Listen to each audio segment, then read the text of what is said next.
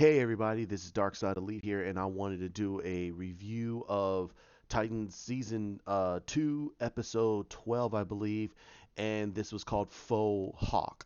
And I felt this was actually misrepresented because Hawk was barely in the episode, and this was honestly more Rose's story, and it should have been recalled Ravager. It should have been called Ravager or daughter, daughter of Slade or something like that. So we knew that this was more about Rose.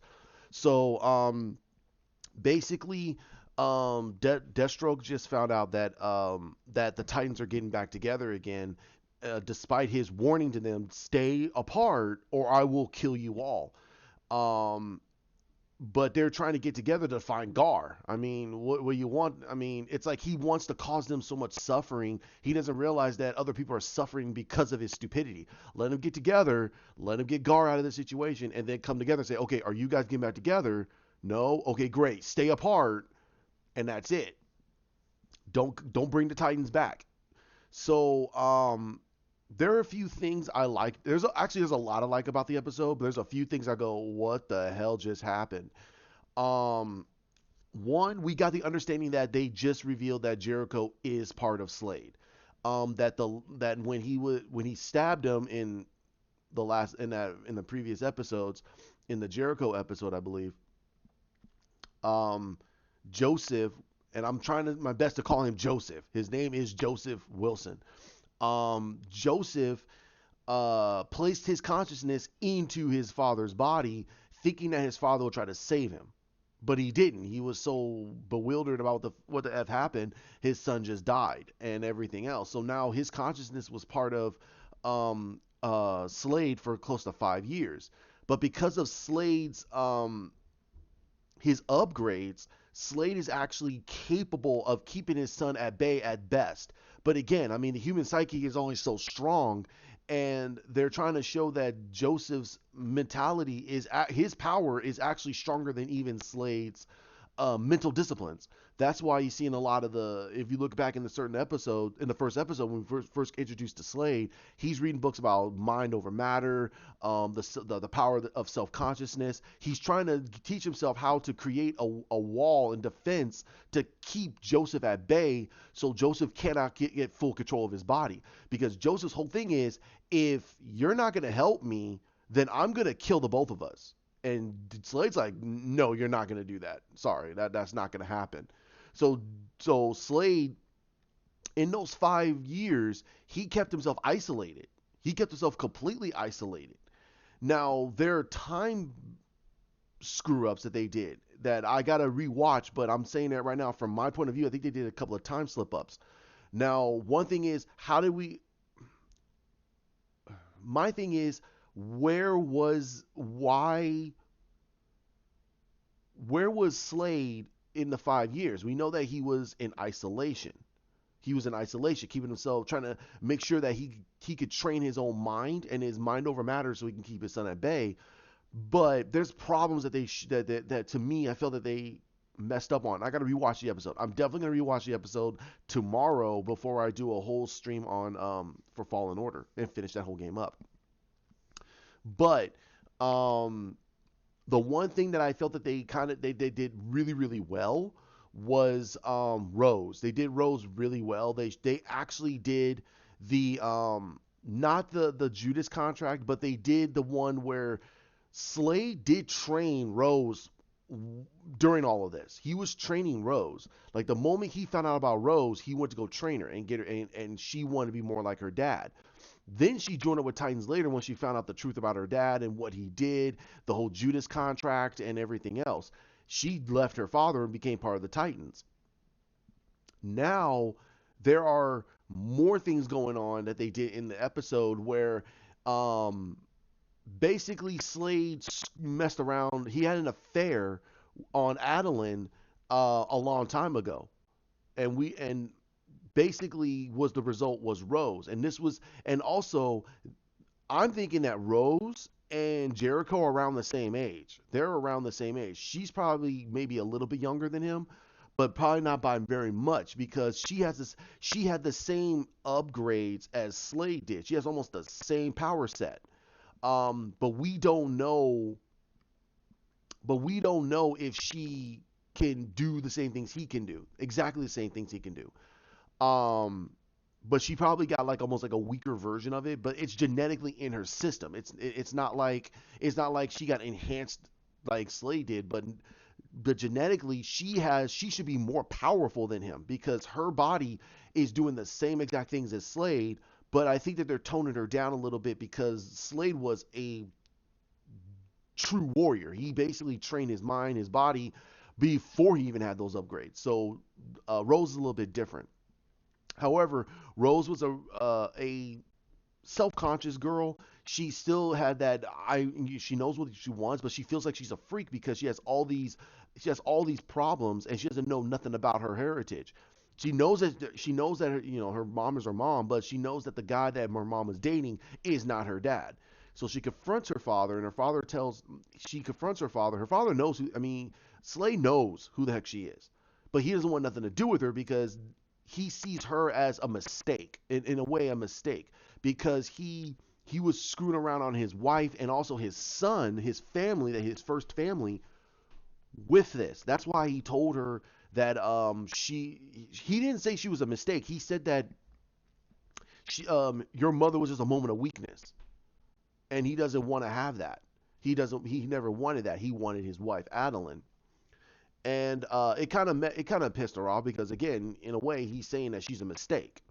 So um so she leaves. She says, "Okay, fine, screw you," and leaves.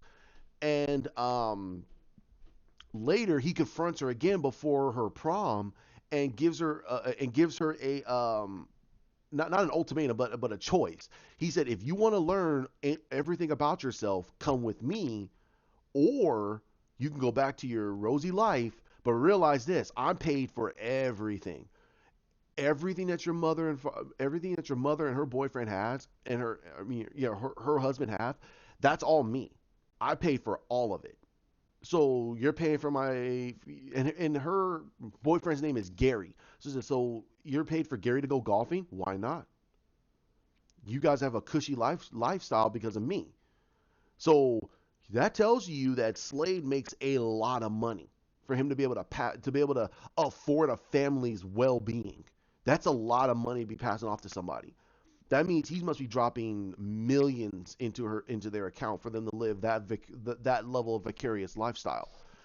So she decides, okay, fine, take me with you because she wanted to know more about Slade, and he trained the hell out of her.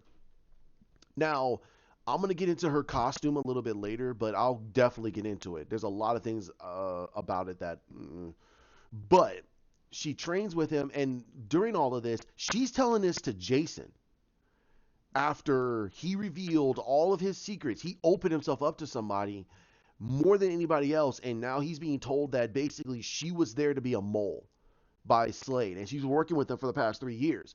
And when he found out the Titans were getting together, he got her to break Dr. Light out of jail, make it look like somebody did it, but they didn't know it was Rose, and then planted her into the Titans to sow deceit within all of them. And once she found out the truth and everything, it made her pissed off because she's like, "Are you effing kidding me? So you all lied. Okay, screw you," and left. And so did Jason. Jason didn't take this very kindly. He flipped his lid, and it was a pretty emotional scene. This version of Jason doesn't seem very cold. He doesn't seem like a very cold person. He seems like he's a genuine kid, and 16-year-old kid.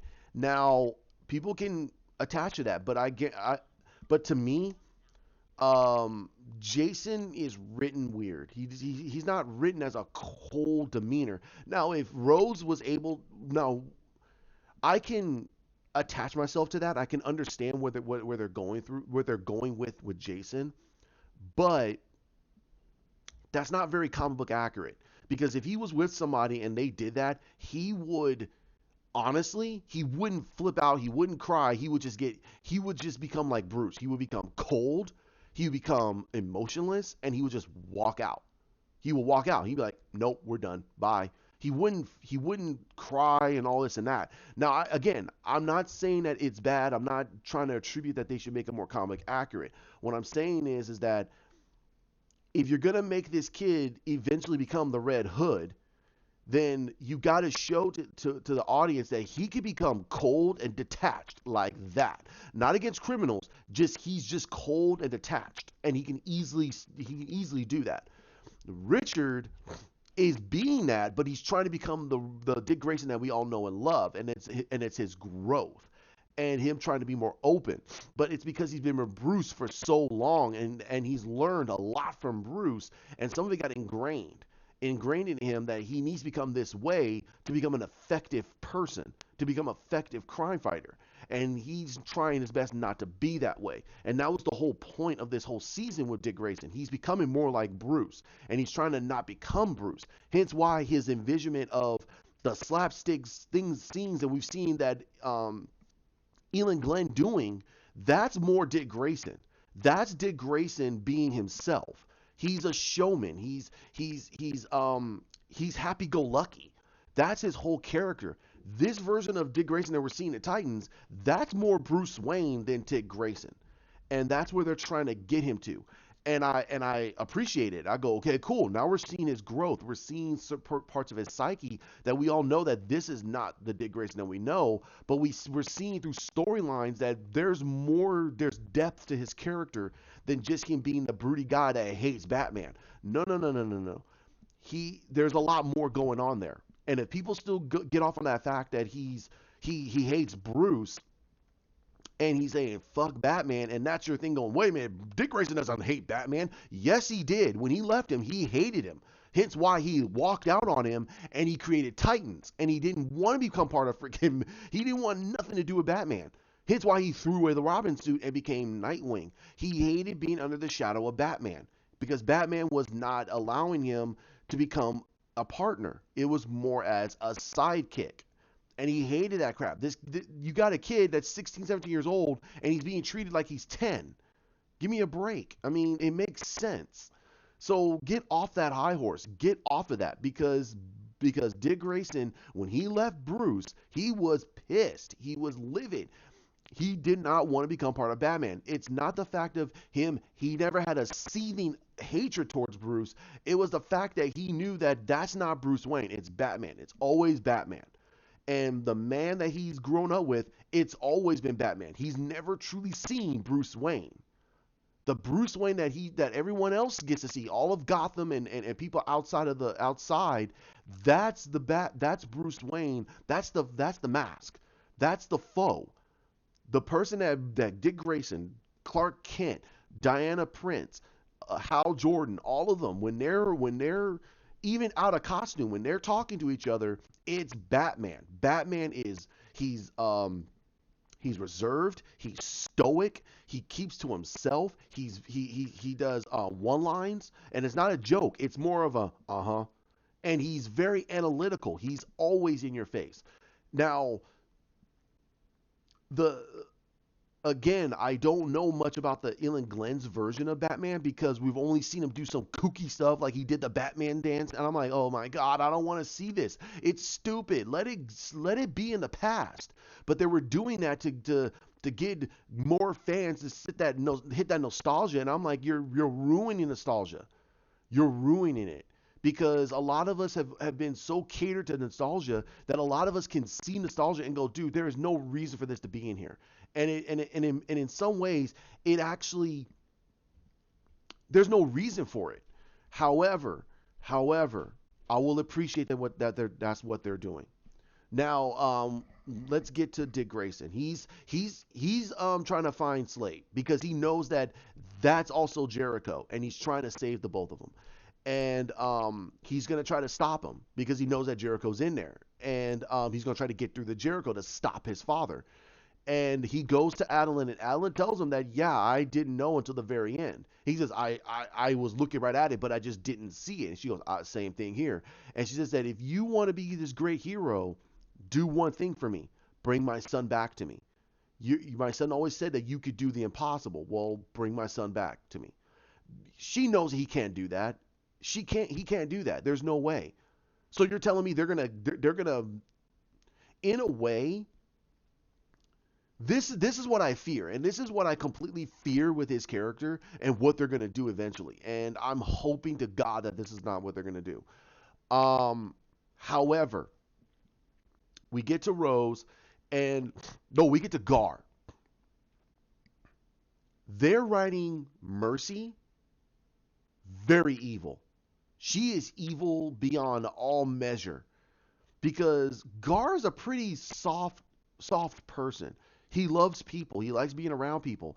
And because of what they did, she turned the music on while he went into a latte shop, and he completely started ripping people apart. He transformed, got angry, and transformed into a tiger and ripped people apart. And when he came back, he transformed back, and she's sitting there just like this, like, oh, she's sitting like, oh my God. And when she transformed, he's sitting there going, what the hell just happened? And she goes, it was a test, and you passed it. And she wiped the blood off his mouth, and you see a tear just drip right off his face. I'm sitting there going, Mercy, okay, if Mercy loses control of Gar's gonna kill her. Gar is going to kill Mercy. He's gonna rip this woman apart, and she knows it. She has the fear of it. She goes, "Oh my God, he could kill us all." Yes, and you're gonna tinker with his head. You're gonna turn him into a sociopath that has no care. You don't want to do that to a person that can metamorph. You don't want to do that. And his most powerful form is a tiger, one of the most powerful cats in all of catdom. More powerful than a lion. I'm sorry, they are. A tiger is way more powerful than a lion and bigger than a regular lion. Are you nuts? Are you completely nuts?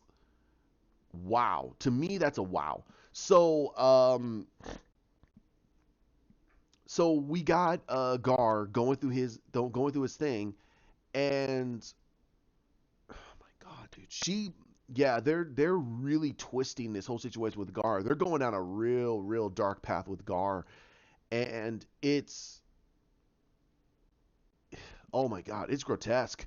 It's pure evil, and I'm enjoying it only because Mercy has never gotten a lot of play about what the heck she can do. Because remember, Mercy in a lot of iterations, Mercy is just as evil and sadistic as Lex. That's the only reason why she's the second hand to Lex. She is Lex's right hand. She does everything Lex ever wants to do. She doesn't have any scruples about it because she's getting paid a lot of money and she wants the respect of Lex Luthor.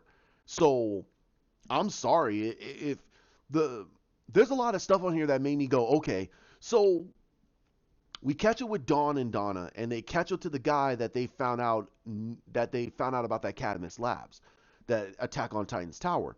They attack him, and they tie him up, and she used the lasso of persuasion on him. And when they asked him a whole bunch of questions, they forgot two major questions. Two. They asked him, "Where's Gar?" Blah blah blah, and they say, "Okay, well, yeah, he's telling the truth," and they drop him and leave him alone. I'm going, wait, whoa, whoa, whoa, whoa, whoa, whoa, whoa, whoa.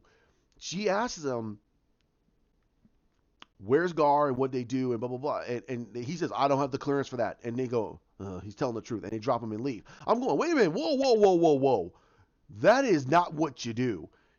First of all, when they're tied up, the first thing if he hasn't had the clearance, you ask who does, and he goes, Mercy Graves, and they should look at each other and go, what? And okay, they can write it as who's Mercy, or so you're telling me that Lex Luthor has a hand in all of this? If he goes, yes, he knows about all of this. He created. Did he? Okay, what is Connor? What is Connor? He goes, the Kryptonian, the half Kryptonian that you took. He goes, the only thing I know is, and he says what he knows. If he knows that this is a half breed between human DNA and Kryptonian, oh my God, they're gonna go, oh boy. Okay, what else do you know? And that's what they should have been doing.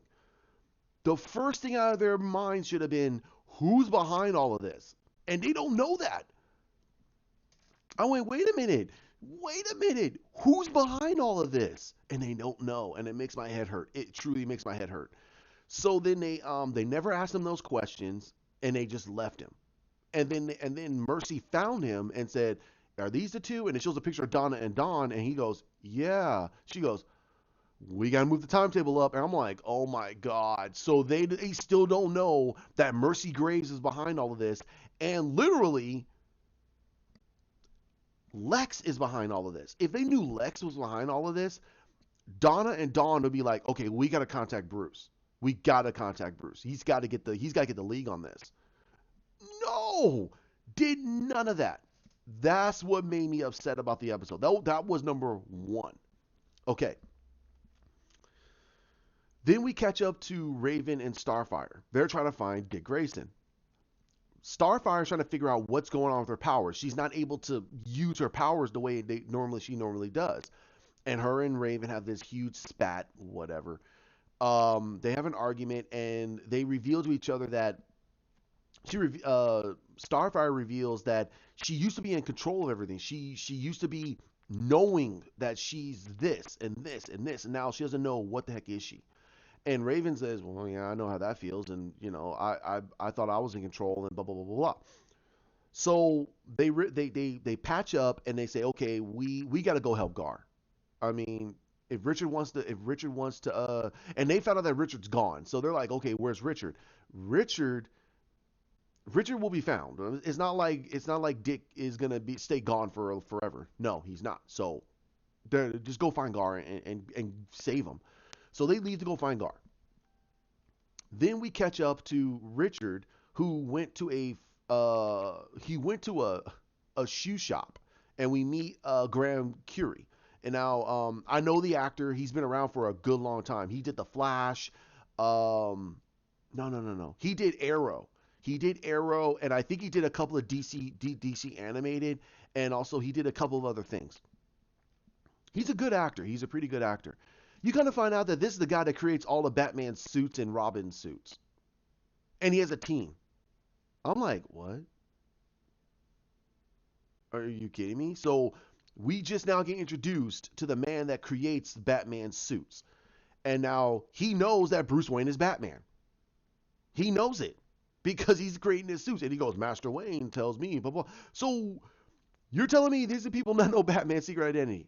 Okay, I'm not disputing that because in the comics, there are in some iterations, not in the main continuity. In iterations, there are people that he does have teams that builds the Batmobile, builds the Batwing, builds the suits, builds all the tech, and he doesn't have anything to do with it.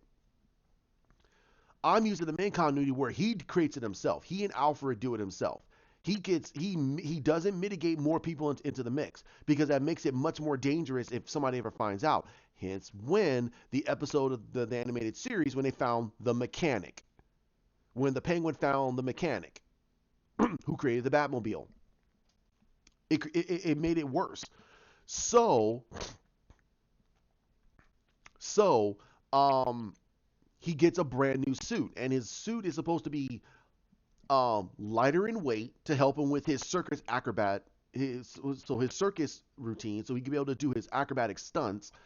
But it's durable enough to be able to take knives and long range shots, not up close, but long range shots. So he can be able to. But if you get shot from far distance, okay, but you should be able to flip your way out of it and not get and make sure that they don't get close.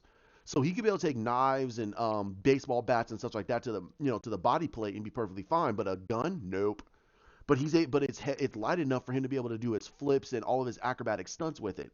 So guess what? He gets the Nightwing suit. But we don't see it for what it is yet because I have a feeling that it's in a way it's he's gonna design it himself a little bit more. So that's what we're gonna get. We're gonna get Nightwing. Okay. And and the last port. Okay, then we catch up with Hank. We find out that Hank took his suit and he's now down in an underground. He's in an underground arena, beating the crap out of people for money. And someone he felt that someone stole his suit, but he comes to and the guy is using the name of Hawk to try to stop criminals, but he's killing people in the name of Hawk. And now Hank is telling this individual what the heck is going on, and filling him in the gaps about what it means to be a Titan. When he's not telling this person. You can tell it's like he's telling himself. And he comes to find out that he actually sold the suit for blow. So he's taking coke. He's sniffing coke. He's doing drugs. Like he was doing drugs a long time ago. We know that he was doing drugs after the whole situation when he killed, he killed the guy that was molesting him. He killed him. Him and Dawn killed him. And after they had sex and they tried to have a relationship, he started doing drugs, and that's what broke them up for a little bit. And then she went off with Richard for I think about a couple of years or something like that. And then when the whole Titans thing went down and he was clean and everything else, that's when they got back together again and they became Hawk and Dove. And that's what we caught up to them in season one. So he's back to his thing, and it's not going well for him. His life is spiraling and he doesn't know what to do. He felt that by leaving Dawn that it was the best thing for him, but it's like he pretty much gave up on everything. He gave up. And I think what's going on is people found out that the Hawk character, the person who's wearing the Hawk costume was killing. He came and he basically he's at the same motel as him. He's at the same motel as him. And so now he grabbed the suit and he's laying down and he has all this coke and blow right next to his bedstand, and he's staring out in the thing and he's mumbling something. So I don't know what he's saying, but I think it's more on the fact of that he owes something. And the cops are coming. So I have a huge suspicion that Hank is going to get arrested and he's going to be thrown in jail for X amount of years, and he's going to have this trial and all this other stuff, and he's going to get indicted. So there's a lot of things going on with Hank, and I think that they're writing him kind of out of the series I mean, writing him out of the season for this because there's pictures and I don't think it shows Hank at all. So and they don't have the time to go get him. So it's like they don't honestly have the time to go get him. They might, but I think they're gonna go get Gar first, because if Gar's with Cadmus and Cadmus is owned by Lex, that's not good. They gotta go get him. And we see them try to confront Deathstroke, and also Deathstroke is literally putting he's putting his team back together, and he's going after the Titans. He's like, I'm done. I'm done. If you guys are coming back together, I'm gonna kill you all. He's tired of this. So now here's a couple of things. Like I said, I really like the episode. I think the episode's really cool. They did a really good things in there. The storylines felt like they were all over the place, but it converged, and I think that was a really good thing, because everybody is, except Hank, is figuring out that they got to go get Gar, while you got Richard over here trying to say, okay, I got to find Deathstroke, and they have to battle. It's time. And and there's, even though they're all in their separate ways, I think they're going to come together and they're going to come the Titans again. Now, I don't want to talk about what the next week's scene, which that's gonna come out on, guess what, Black Friday. So there's no way I can be able to watch it. Sorry, there's no way I can watch it. I'm gonna be very busy. I might be able to pick it off and do certain things. I might be able to watch it. I don't know yet. However, this episode's really cool. I love. There's a lot of things I like about the episode. There's a couple things I love about the episode. There's a few things I don't like about it. The time frame makes no sense about Rose, because they're saying 5 years ago that's when Rose went to go meet her father. Went to go meet Slade. Should it have been 6 years ago? But no, it was five, because guess what? Because guess what? He gave Rose a picture and it said that you had a brother, and he was killed by a gang calling themselves the Titans. So he was basically screwing around with her. He didn't tell her that there were a group of superheroes that were trying to coerce my son to become a hero and got him killed. He could have easily told her that. He didn't have to completely lie. There was no reason. There was no reason for him to lie. There was no reason to lie. But he lied. He lied to her completely.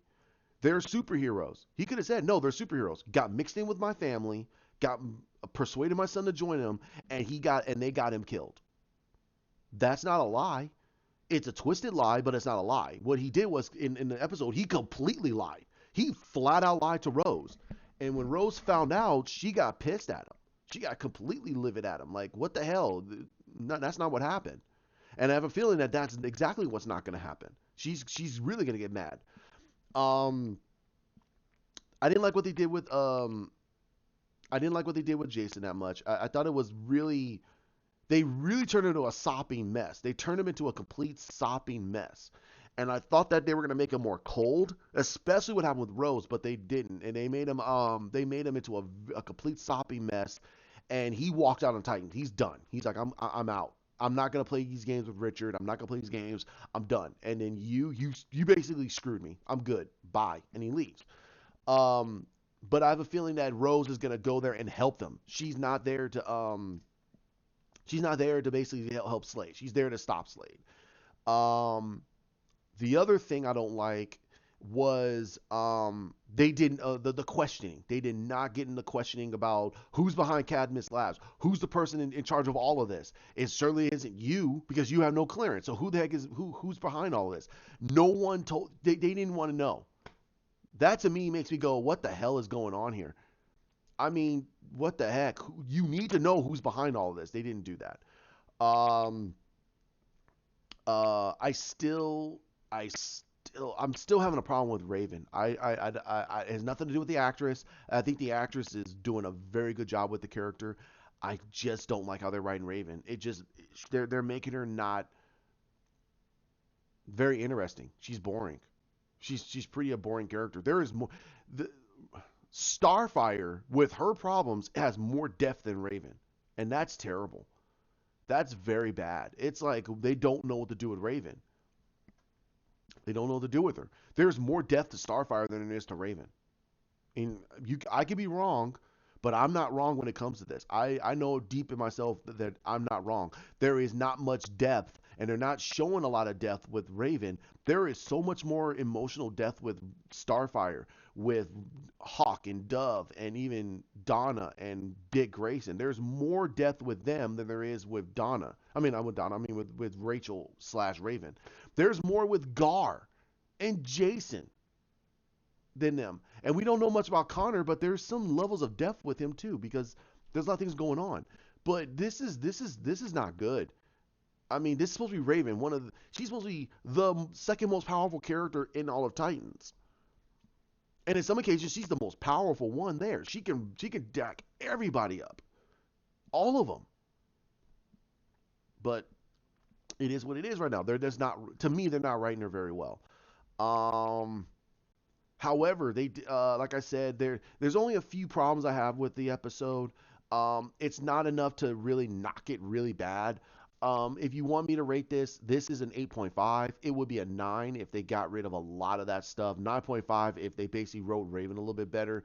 It'd be a perfect 10 if there was no problems, but there's no perfect 10 in a lot of episodes. And people who try to do that, I completely lie. BS. It's BS. Okay, those show is written perfect. Okay, there's a lot of aspects in there that makes no sense.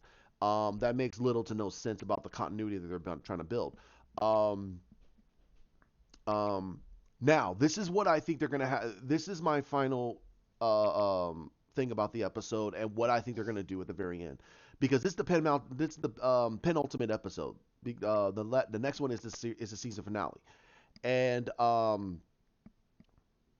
they're gonna get rid of Slade. Slade's psyche is gonna get eaten. I think that's what's going to happen. They're going to basically beat him down, and in the middle of it, Joseph slash Jericho is going to mentally screw over Slade, because basically we've seen that Jericho can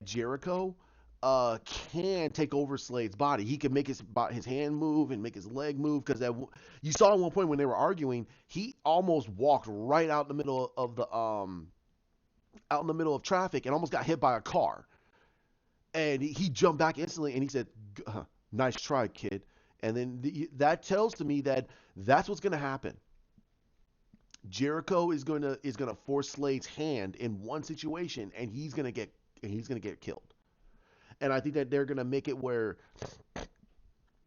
Slade is gonna be in control, and when Slade gets gouged, uh, Slade's gonna get screwed. He's gonna get eaten away, and he's gonna kind of fade, and then Jericho's gonna be in charge.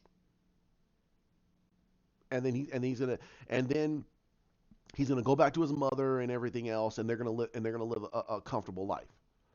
Even though that's the face of his father, he's gonna live in his father's body. There's not gonna be a quote unquote another Deathstroke. That's what I think is gonna happen. That's what I think what's gonna happen. They're gonna basically get rid of Deathstroke in his mind.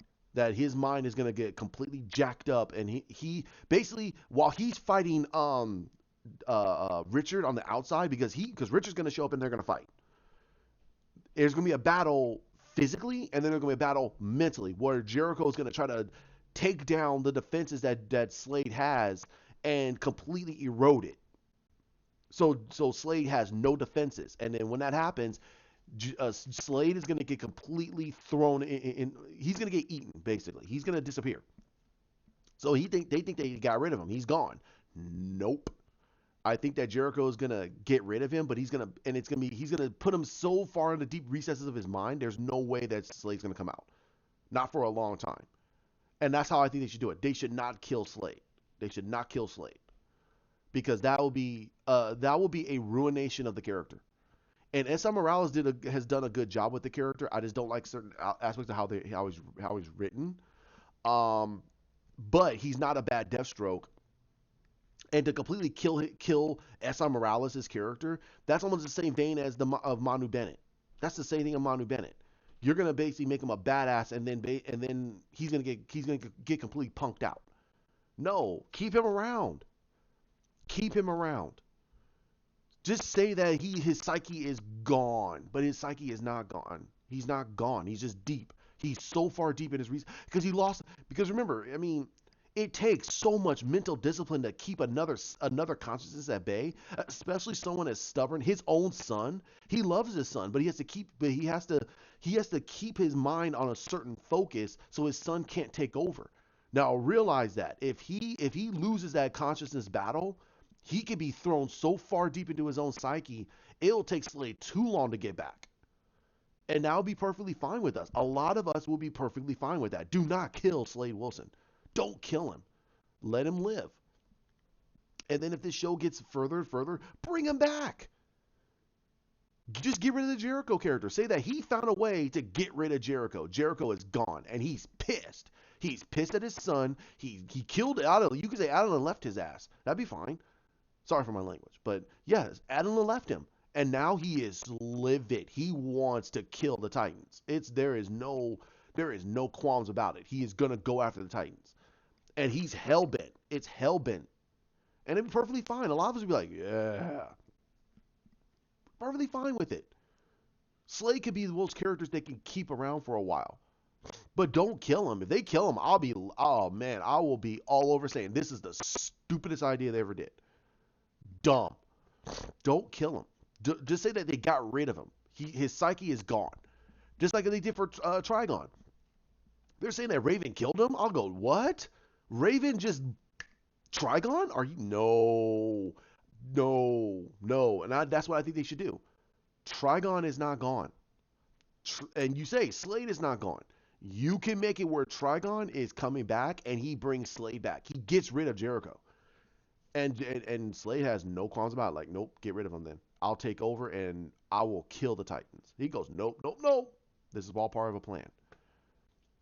So that's my review. Like I said, this episode, Faux Hawk, was actually misrepresented. This was more about Rose than anything else. And I think that I think they couldn't do it. Another episode called Rose. They could have said Ravager in this episode, and then like, okay, that's cool. And but this was all about Rose. This was our story about how Rose got from point A to point B. The whole Hank storyline was completely missing. It was not that prominent in the episode.